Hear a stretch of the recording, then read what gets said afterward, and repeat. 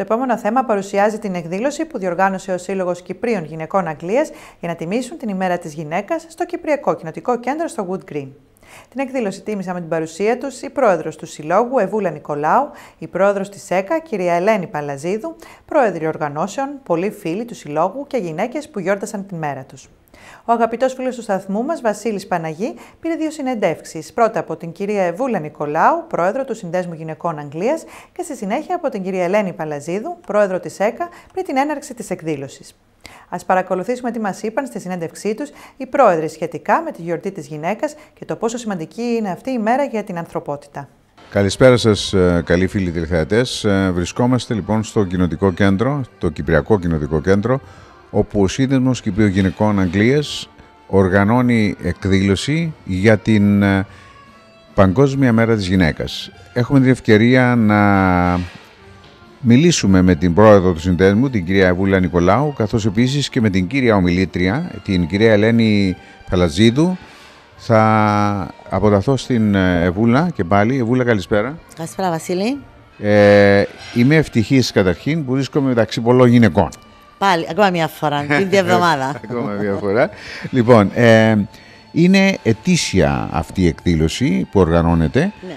Και πάντοτε γίνεται ακριβώς ή μία μέρα πριν ή ακριβώς και την ημέρα της Παγκόσμιας Μέρας της Γυναίκας, έτσι. Ναι, ναι. Ναι, ή πριν ή μετά, ναι, είναι ετήσια. Ο σύνδεσμος αυτός γιορτάζει αυτήν την ημέρα κάθε χρόνο, που εορτάζεται στις 8 του Μαρτίου, Διεθνή ημέρα της γυναίκας, και θέλω να πιστεύω ότι γιορτάζεται αυτή η μέρα παγκοσμίως. Είναι Παγκόσμια Μέρα της Γυναίκας. Ναι. Πες μας, γιατί έχει μεγάλη σημασία για ποιο λόγο γιορτάζουμε. Έγιναν πολλά γεγονότα και αποφασίστηκε ότι πρέπει αυτή η μέρα να οριστεί για την εορτή της γυναίκας παγκοσμίως, όπως είπες. Πες μας τους λόγους, γιατί γιορτάζουμε την ημέρα της γυναίκας. Τις 8 του Μάρτη το 1911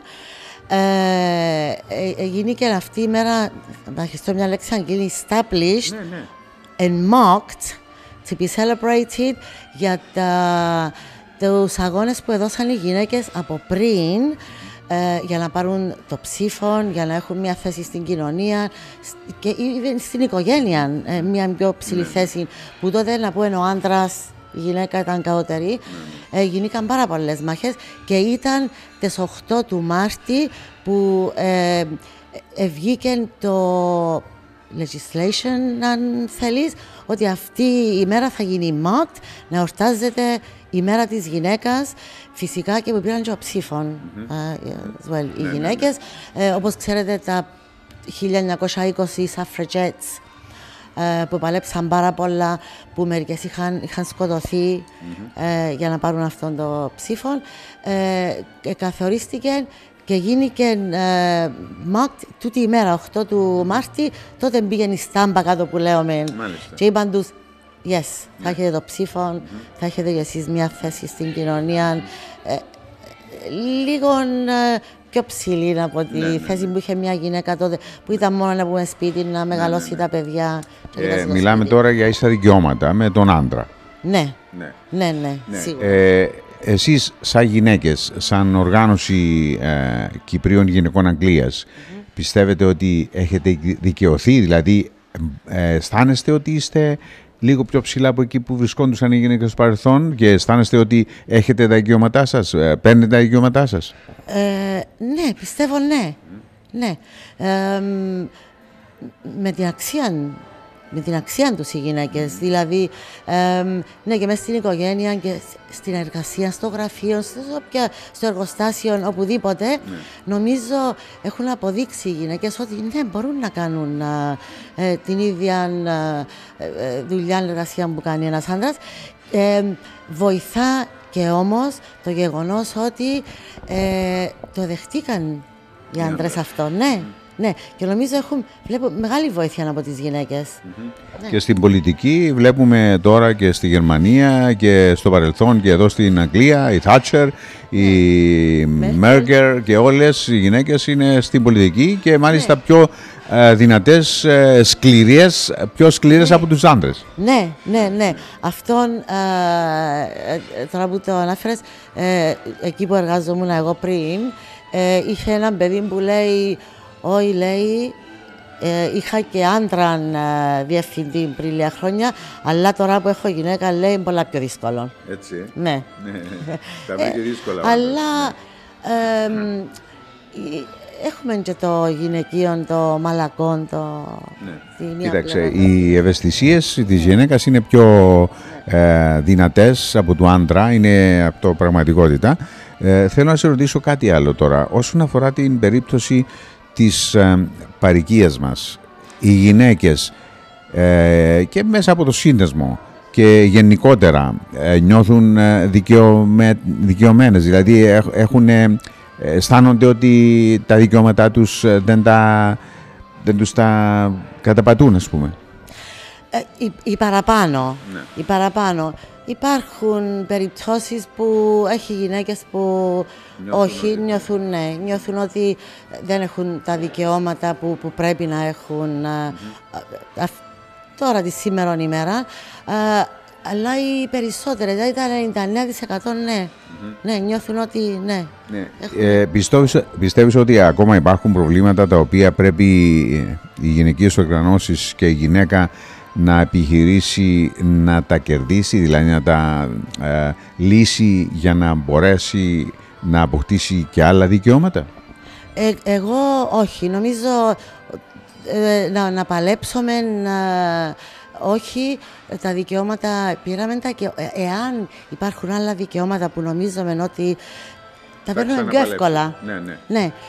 Δεν θα χρειαστεί τόση μεγάλη μάχη από ό,τι χρειάστηκε τότε, ναι. Ο σύνδεσμος σας, εκτός από αυτή την σημερινή εκδήλωση, οργανώνει για τις γυναίκες και άλλες ειδικές εκδηλώσεις καθ' όλη τη διάρκεια του χρόνου? Για γυναίκες ειδικά όχι. Αυτή είναι η μόνη εκδήλωση που είναι για γυναίκες, για την ημέρα της γυναίκας, αλλά όπως βλέπετε έρχονται και άντρες, είναι μίξ. Όχι, άλλες εκδηλώσεις κάνουμε το σουβλάκι για το ραδιομαραθώνιο, το οποίο είναι κοινών άντρες και γυναίκες. Το χριστουγεννιάτικο μπαζάρι μας, κάνουμε τη Σαρακοστή, Δευτέρα της Καθαράς, κόψιμο της Βασιλόπιτας και ό,τι άλλα στο διάμεσο, ομιλίες από γιατρών είχαμε, από διαιτολόγων κλπ. Είναι κοινά. Πολύ ωραία. Αυτά. Λοιπόν, ευχαριστώ που μας μιλήσατε και πάλι και εύχομαι τέλος πάντων ό,τι έχετε τάξει να το πραγματοποιήσετε και να πηγαίνουν όλα καλά με τον σύνδεσμό σας και να έχει πάντα έτσι επιτυχίες. Ευχαριστώ Βασίλη πάρα πολύ. Ευχαριστώ πάρα πολύ και εμείς ελπίζουμε πάντα να έχουμε επιτυχίες. Ευχαριστώ πολύ. Thank you. Λοιπόν, η κυρία Ελένη Παλαζίδου, είστε η πρόεδρος της Ένωσης Κυπρίων Αγγλίας, η νέα πρόεδρος, έτσι, και απόψε είστε η κυρία ομιλήτρια. Ναι. Λοιπόν, πέστε μας πού θα βασιστεί η ομιλία σας και ποιο είναι το περιεχόμενο της, γιατί ακόμα δεν έχουν γίνει ομιλίες. Ναι. Γενικά η ομιλία μου είναι αφιερωμένη στην ιστορία του κινήματος των γυναικών για απόκτηση ίσων δικαιωμάτων με τους άντρες και μια αναδρομή σχετικά με το πότε άρχισε η πρώτη μέρα, τη Διεθνής ημέρα της γυναίκας και πού βρισκόμαστε τώρα. Και θα μιλήσω λίγο σχετικά με πού έχουμε φτάσει όσο αφορά δικαιώματα γυναικών. Θα μιλήσω λίγο περισσότερο για την Αγγλία και για την Κύπρο και πιο γενικά μέχρι που έχουμε φτάσει και τι δρόμο έχουμε ακόμα να διανύσουμε. Ωραία. Αυτό το που έχουμε φτάσει λοιπόν σημαίνει ότι υπάρχουν και άλλες επιδιώξεις όσον αφορά τα δικαιώματα των γυναικών. Ποια είναι αυτά που απομένουν να κάνει η γυναίκα να αποκτήσει, δηλαδή ποια δικαιώματα νομίζετε ότι πρέπει να αποκτήσει και τι πρέπει να γίνει? Ναι. Όσο αφορά τις πιο αναπτυγμένες χώρες, οι γυναίκες έχουν αποκτήσει πάρα πολλά δικαιώματα και ο νόμος προστατεύει τα δικαιώματα των γυναικών. Οι διάφορες έρευνες σχετικά με την ικανότητα των γυναικών εν σύγκριση με τους άντρες αποδεικνύουν ότι οι γυναίκες είναι εξίσου ικανές. Δυστυχώς στην πράξη δεν υπάρχει ισότητα. Δηλαδή, πολύ λίγες γυναίκες, εν σύγκριση με άντρες, είναι σε ψηλές θέσεις, είτε στην πολιτική, είτε στις επιστήμες, είτε σε business, σε τράπεζες και αυτά, σε μεγάλες εταιρείες κλπ. Και επίσης το άλλο είναι ότι ο μισθός των γυναικών απομένει ακόμα πιο χαμηλός από των ανδρών. Δηλαδή, ο μέσος όρος διαφοράς μισθού γυναικών από τους άντρες στην Ευρώπη είναι γύρω στο 17,5%, που είναι αρκετά μεγάλη διαφορά. Σε μερικές χώρες της Ευρώπης, όπως στην Κύπρο και Ελλάδα, είναι ακόμα πιο μεγάλη αυτή η απόσταση. Οπότε έχουμε αρκετό δρόμο να διανύσουμε. Επίσης, με αυτό το globalization υπάρχουν ethnic minorities και στις ανεπτυγμένες χώρες, τα δικαιώματα των γυναικών σε αυτές τις εθνικές ομάδες δεν είναι ακόμα αναγνωρισμένα τόσο πολύ μέσα στη δική τους, στο δικό τους το group. Δηλαδή θέματα, ας πούμε, το female genital mutilation συμβαίνει και στην Αγγλία σε νεαρές κοπέλες. Κρυφά φυσικά, γιατί τώρα υπάρχει νόμος που το απαγορεύει. Επίσης, οι γυναίκες από πολλές minority groups δεν έχουν ισότιμα δικαιώματα μέσα στις δικές τους ομάδες. Να σας πω ένα παράδειγμα. Προχθές είχα ένα meeting με Σομαλούς σχετικά με κάποια θελοντική εργασία που κάνω μαζί τους και ρώτησα μια από τις γυναίκες, μορφωμένη γυναίκα, ψυχοθεραπεύτρια, αν θα γιορτάσουν οι Σομαλές γυναίκες την ημέρα της γυναίκας στο Λονδίνο. Και μου είπε όχι. Θα κάνουμε ένα fundraising, δεν θα το πούμε η μέρα της γυναίκας. Οπότε βλέπετε υπάρχουν διαφορές και εδώ. Τώρα αν πάμε σε άλλες χώρες φυσικά, εκεί είναι πολύ περισσότερο, πολύ πιο μεγάλο το πρόβλημα. Έχουν σχεδόν σε όλες τις χώρες του κόσμου έχουν δικαίωμα ψήφου γυναίκες, αλλά αυτό δεν είναι αρκετό. Τα ίσα δικαιώματα είναι δικαιώματα του να, σαν άτομο ο άνθρωπος να έχει την αυτονομία. Έχουμε παραδείγματα, ας πούμε, στην Ινδία, που κάθε 20 λεπτά μια Ινδή γυναίκα βιάζεται.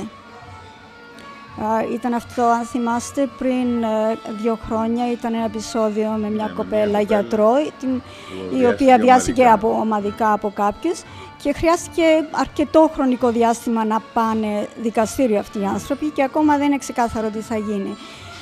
Δηλαδή τα δικαιώματα, αυτά τα πιο βασικά δικαιώματα της γυναίκας δεν τα σέβονται ακόμα σε πολλές χώρες του κόσμου. Οπότε έχουμε πάρα πολύ δρόμο. Επομένως, δεν μιλάμε τώρα γενικά, είναι σε χώρες οι οποίες έχουν τους δικούς τους νόμους και διατηρούν κάποιες καταστάσεις οι οποίες είναι καταστάσεις οι οποίες δεν μπορούν να αναθεωρήσουν, πρέπει να γίνει παγκοσμίως μια εκστρατεία και να επέμβουν και άλλοι χώροι για να μπορέσουν να διευκρινιστούν αυτά τα πράγματα και να τακτοποιηθούν. Έτσι πιστεύετε? Γίνονται εκστρατείες και φυσικά τα Ηνωμένα Έθνη και διάφορες άλλες ομάδες έχουν ξεκαθαρίσει τη θέση τους όσο αφορά τα δικαιώματα γυναικών. Και αν έχετε υπόψη σας, τα Ηνωμένα Έθνη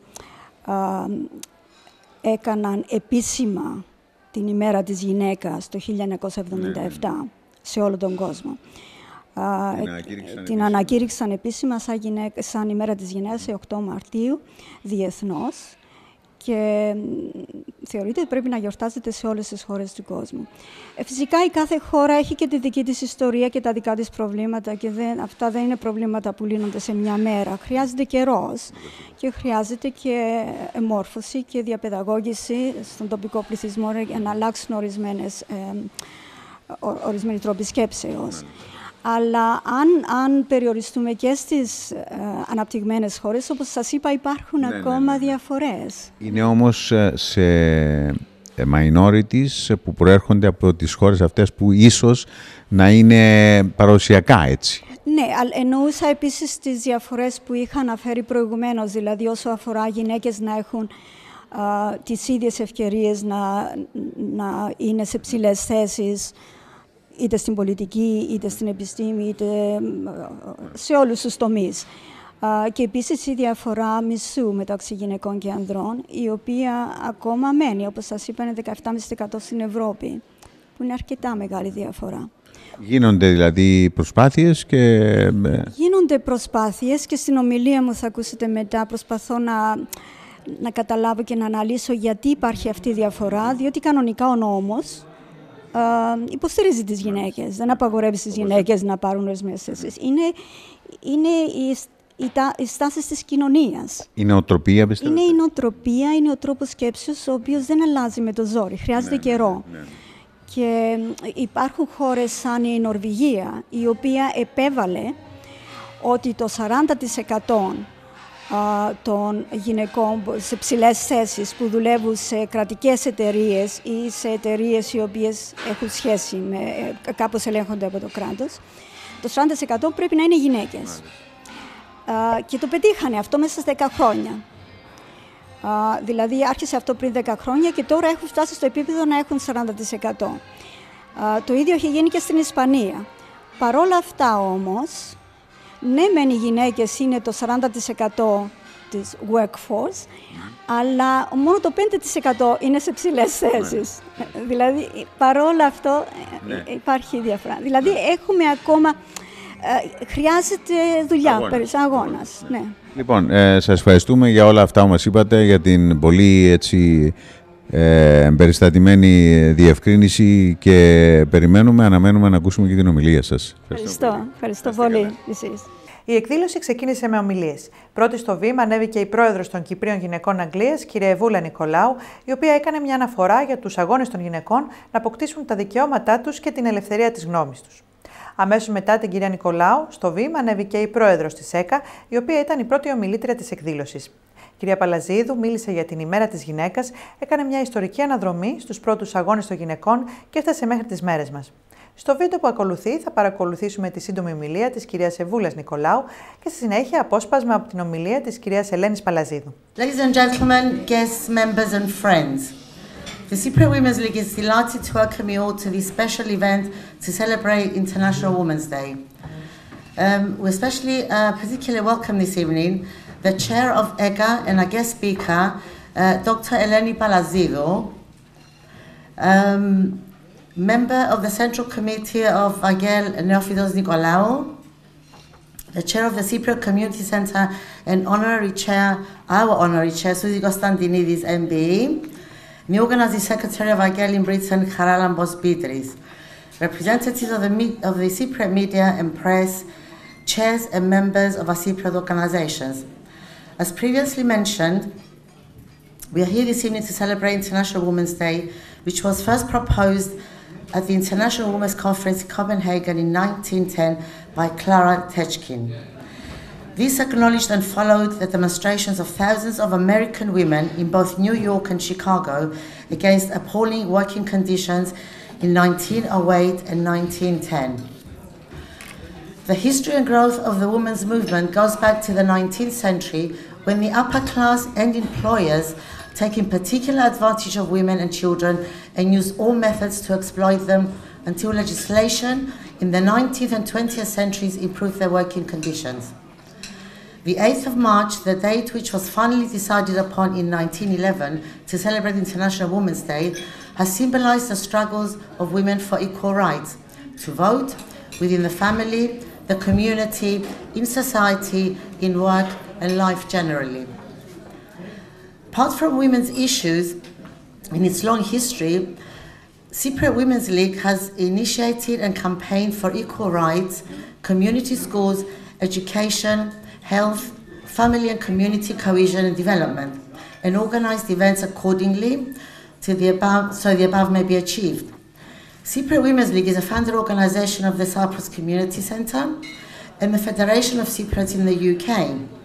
The Cypriot Community Centre, which also is our base, supports us by providing facilities for our activities. We also acknowledge the support we have from the Cypriot Elderly and Disabled Group, and we would like to acknowledge the service manager. Is John here this evening? John isn't here this evening, but we appreciate for what his team and his staff does for us. Thank you, John. Someone will tell John this, won't you? Women's vital aim today is a struggle for peace. Peace is something which unites all women wherever they are, whatever race, ethnicity or religion they may belong to. May the 8th of March be celebrated every year throughout the world by not only women but everybody who believes in equal rights for all human beings.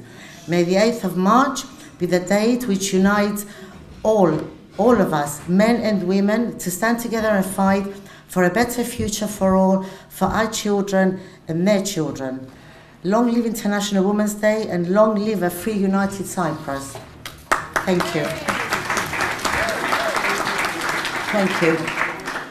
I would now like to call to the podium Dr. Elένη Παλαζίδου, who is our guest speaker for this evening and who has a more detailed speech for you. Eleni? Good evening, everybody. It's nice to see as many men as women here today. I think it says something about our community, and we should be proud of that.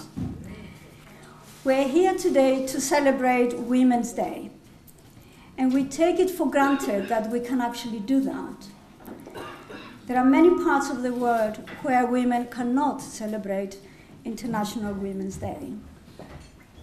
I was meeting a few days ago with some Somali people, and I asked one of the Somali women in London where they would be celebrating Women's Day.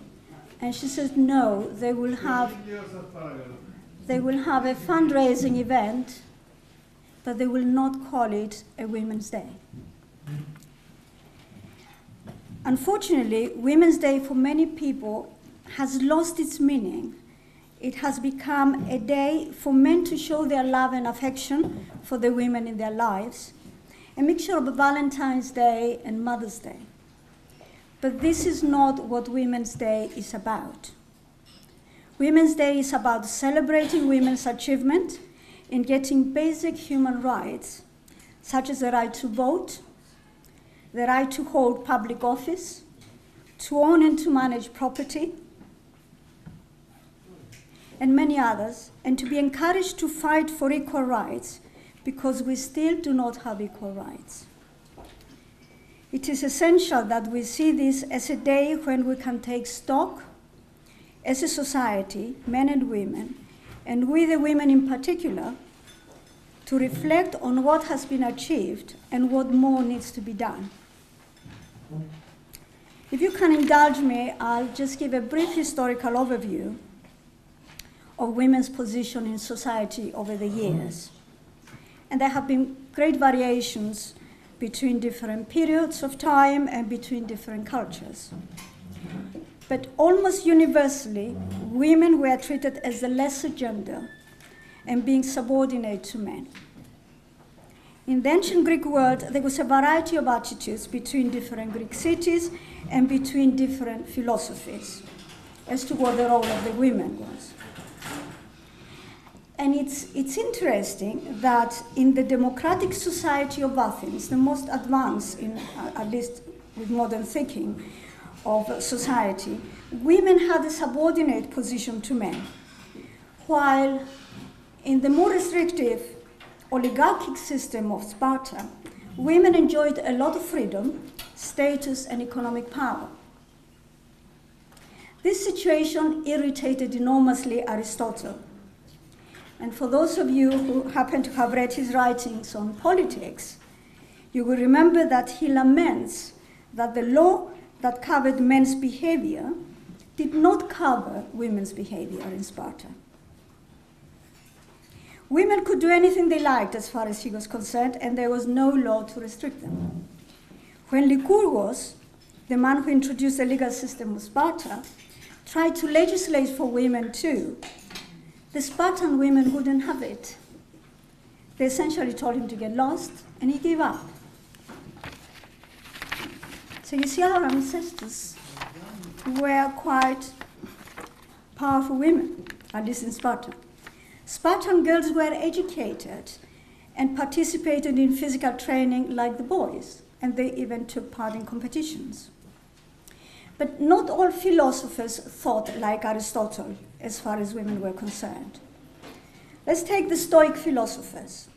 Now, we Cypriots should be proud of our ancestor Zenon from Kition in Cyprus, who was the founder of Stoicism, as you know. The Stoics believed in equality between the sexes. They adopted this view from the Cynics, who thought that men and women should have the same education, that marriage should be a moral companionship between equals and not a biological or social necessity. A very modern view for its time. That was in the few hundred BC. All these enlightened ideas unfortunately got lost over the following centuries, and in medieval times, women didn't fare very well. It wasn't until the 18th century that rights for women were again considered. In 1791, the Declaration of the Rights of Woman and the Female Citizen in France, which was modeled on the Declaration of the Rights of Man and the Citizen, was published. And this was written by a man. A lot is owed to the French, particularly to the French women, and the French Revolution, from which the feminist movement actually emerged. Although the French women paved the way in asserting women's rights, and despite all their efforts, surprisingly, they didn't manage to get the right to vote until after the provisional government of the French Republic was confirmed in 1944. New Zealand was actually the first country in the world to give women the right to vote at the national level, and that was in 1893. Australia followed less than 10 years later. And then in the 20th century, some of the Nordic countries gave women the right to vote, and after the First World War, several other European countries followed, including some Asian countries, Azerbaijan, also Canada, and others. And the United States, Sweden, and Germany didn't give women the vote until between 1917 and 1920 in these different countries. In the UK, there were some changes to the law, but it was not until the Equal Franchise Act of 1928 came about that women over the age of 21 were able to vote, and women finally achieved the same voting rights as the men had. Spain gave women the right to vote in 1931, and Greece as late as 1952. If you think this is late, give a thought to Swiss women, who didn't get the right to vote until 1971. Can you believe that? And women in Liechtenstein, 1984. So we weren't doing very well a few years back. So this is roughly the history of how things came about. What about Women's Day as such? How did this get established? Like the women's rights initiatives, the idea of an actual Women's Day was also born from the socialist movements around the world. The earliest event was held in 1909 in New York, and this was organized by the Socialist Party in the United States to commemorate the International Ladies' Garments Workers' Union, which happened the year before. A year later, in the August of 1910, an international women's conference was organized, and that was to precede the general meeting of the Second International, a socialist movement, which was to be held in Copenhagen in Denmark. It's a historical event. Inspired in part by the American socialists, the German socialist Louise Zeitz, I may be pronouncing her name wrong, proposed the establishment of an annual International Women's Day. And this was seconded by the fellow socialist and later communist leader, Clara Zetkin. The delegates, and there were 100 women from 17 different countries, agreed with the idea as a strategy to promote equal rights. So it's not just to have a day for women. This meant something very important. It meant promotion of equal rights, including suffrage, the right to vote for women. The following year, in 1911, the International Women's Day was marked for the first time by over 1 million people in several countries in Europe. But a real landmark was 1917. In 1917, there were demonstrations organized by women to mark the International Women's Day in St. Petersburg on the last Sunday in February, and according to the Gregorian calendar, that's the 8th of March. And these demonstrations initiated the February Revolution in Russia. Women in St. Petersburg went on strike on that day for bread and peace. That was the title of the demonstration, Bread and Peace. And they demanded the end of World War I, the end of Russian food shortages, and the end of Tsarism. Leon Trotsky later wrote, the 8th of March was International Women's Day, and meetings and actions were foreseen. I quote what exactly he said. But we did not imagine that this Women's Day would actually inaugurate the revolution. That's what it did. This is not talked very much about, but that's what happened. So understandably, Women's Day, and quite rightly, was officially recognized by the Soviet Union. This day was recognized and celebrated over the following years, mainly in communist and socialist countries only. From 1922, it was celebrated by the communists in China and by the Spanish communists in 1936. After the founding of the People's Republic of China in 1949, the State Council proclaimed the March the 8th as an official holiday, with women in China given half a day off. That's a big achievement. In the West, International Women's Day was first observed as a popular event only after 1977, when the United Nations General Assembly invited member states to proclaim March the 8th as the UN Day for Women's Rights and World Peace.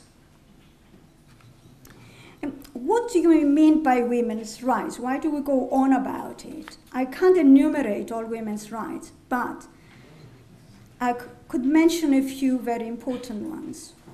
It's the right to bodily integrity, the right to autonomy, the right to vote, the right to hold public office, the right to work, to fair wages and equal pay, the right to own property, the right to education, to serve in the military if they want to enter into legal contracts, and to have marital and parental rights.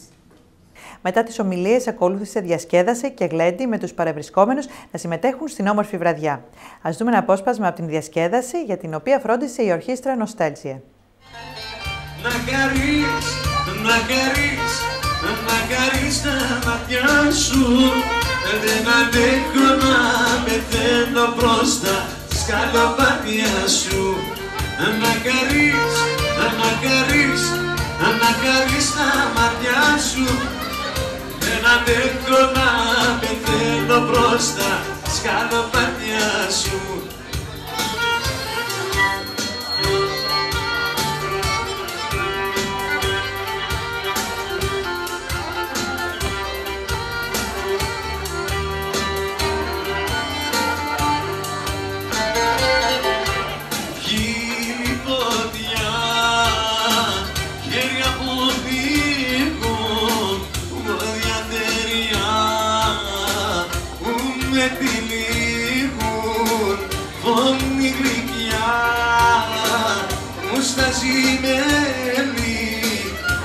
Τραγουδά πως δεν με θέλει.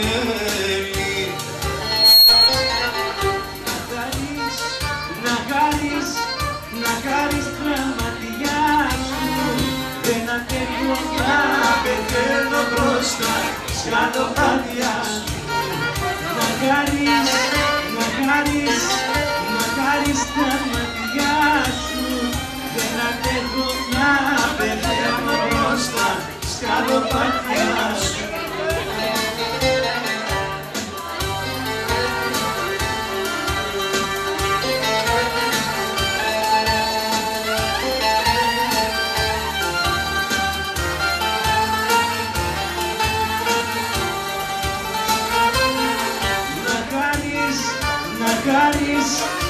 χάρεις τα μάτια σου. Δεν αντέχω να πεθαίνω μπροστά σκαλοπάτια σου. Να χάρεις τα μάτια σου. Δεν αντέχω να πεθαίνω μπροστά σκαλοπάτια σου. Δεν αντέχω να πεθαίνω μπροστά σκαλοπάτια σου.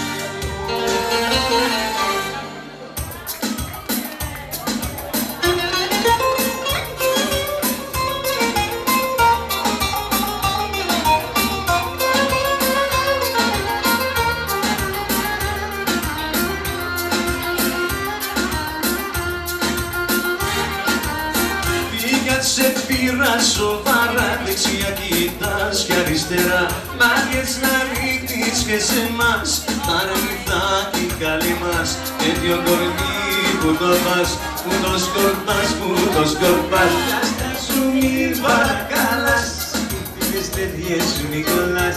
Είναι ωραία, την αγαπώ, την αγαπώ.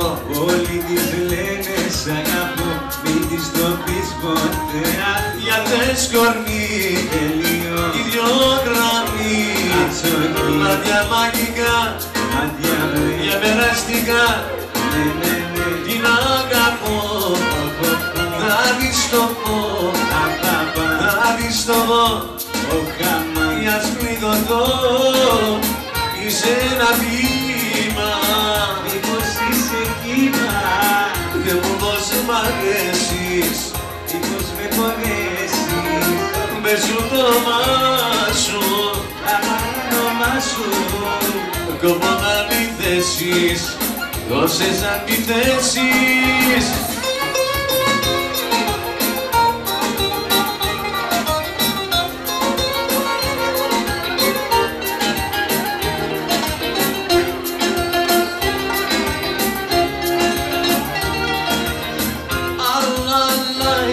Baba, wasn't Malik, ya Baba.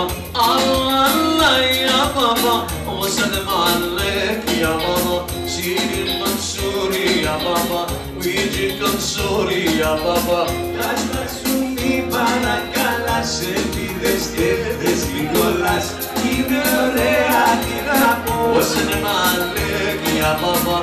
όλοι τις λένε σ' αγαπώ και τις το πεις ποτέ αυτό. عشقك الله عشقك اسمه وانا وش السعيد واسالي فيه بنا قفو داني ستوبو داني ستوبو για σπληγωθώ είσαι ένα βήμα. Μήπως είσαι κύμα, Θέλω πως μ' αρέσεις, μήπως με πονέσεις.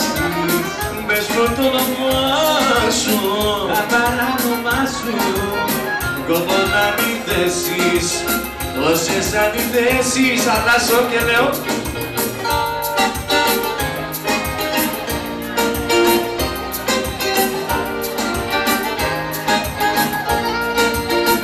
είχα ακούσει για σένα ιστορίες φοβερές, άμα δεν πίστευα ποτέ μου ότι ήταν αληθινές. Πίστευα ότι θα αλλάξεις για να κάνω πέραγο, μα στο τέλος σε κατάλαβα πως θα είναι δυνατό. 'Cause you were αδιορθώτη, συνεχώς τα ίδια κάνεις. Αδιορθώτη, κόντεψες να με τρελάνεις. Αδιορθώτη, άμα να έχεις γίνει. Αδιορθώτη, ο Θεός κατά σε κρίνει.